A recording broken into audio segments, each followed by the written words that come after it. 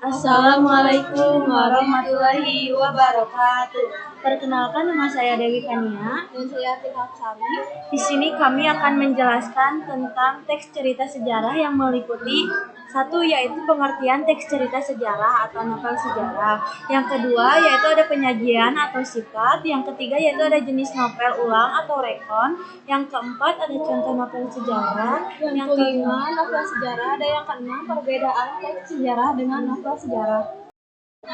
Jadi, yang pertama aku akan menjelaskan tentang pengertian dari teks cerita sejarah atau novel sejarah. Teks cerita sejarah atau novel sejarah adalah teks yang di dalamnya menceritakan tentang fakta-fakta sejarah yang kemudian dikisahkan kembali dengan sudut pandang lain yang tidak muncul dalam fakta sejarah. Baiklah, di sini saya akan menjelaskan tentang penyajian teks cerita sejarah. Baiklah, di sini saya akan menjelaskan tentang penyajian teks cerita sejarah. Penyajian teks cerita sejarah terdiri dari naratif dan deskriptif. Naratif adalah disajikan dengan menggunakan urutan peristiwa dan urutan waktu. Deskriptif disajikan secara simbiolis verbal.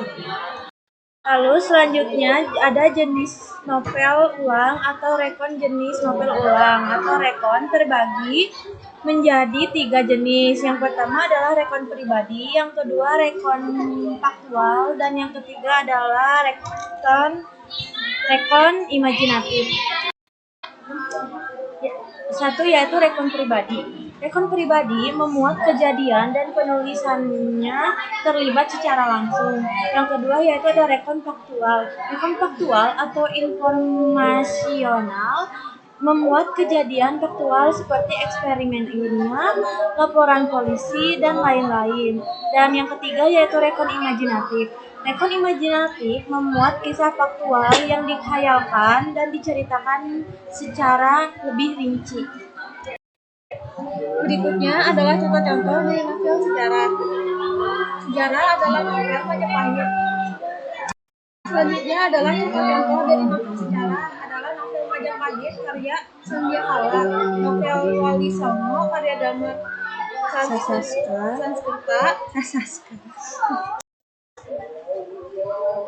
Berikut adalah contoh-contoh dari novel sejarah. Yang pertama ada novel Majapahit karya Sandiakala. Yang selanjutnya ada novel Wali Songo karya Damar Sanskerta. Terus ada novel Magaska Ratu Adil karya Renka Cilago, dan novel Tenggelamnya Kapal Van der Wijk karya Hamka. Selanjutnya di sini aku akan menjelaskan tentang struktur dari novel sejarah. Yang pertama yaitu ada orientasi. Orientasi berarti pengenalan. Di sini penulis mengenalkan tokoh, tempat, dan waktu suasana peristiwa. Yang kedua yaitu pengungkapan peristiwa. Pada bagian ini mulai muncul masalah yang terjadi pada tokoh. Yang ketiga yaitu menuju konflik atau rising action. Di sini ceritanya mulai berkembang. Yang keempat yaitu puncak konflik atau klimaks. Di sini cerita atau masalah yang ada menuju kepada yang lebih kompleks. Yang kelima yaitu penyelesaian atau resolusi. Penyelesaian atau resolusi merupakan wujud akhir atau nasihat akhir yang dialami oleh tokoh utama. Dan yang terakhir yaitu koda. Koda merupakan kesimpulan pada sebuah tokoh. Selanjutnya saya akan menjelaskan tentang perbedaan teks sejarah dan novel sejarah. Yang pertama, pada teks sejarah, cerita memang pernah ada dan cerita tidak ditambahkan oleh khayalan atau imajinasi sang penulis. Sedangkan pada novel sejarah, ceritanya memang pernah ada, tetapi ceritanya sudah ditambahkan oleh khayalan atau imajinasi penulisnya.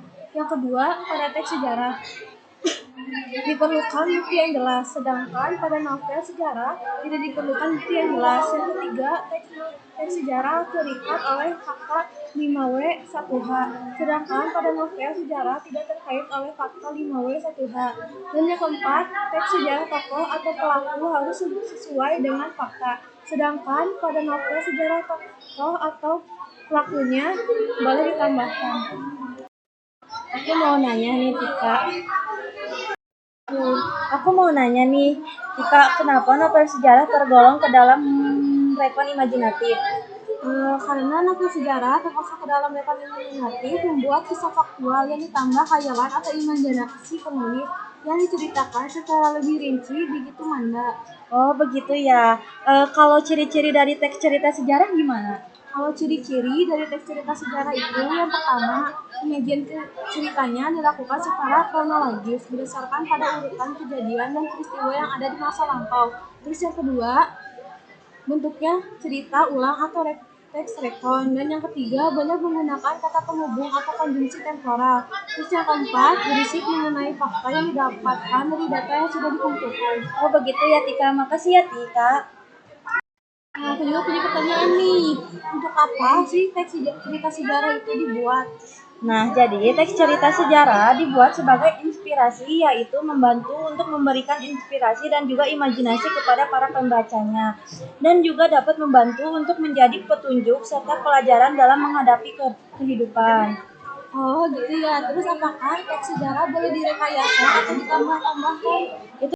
Itu tidak boleh ya Tika, karena dalam teks sejarah harus terikat oleh fakta dan tidak boleh ditambahi imajinasi atau kehayalan sang penulis. Sekian sesi tanya jawab dari kita. Assalamualaikum warahmatullahi wabarakatuh.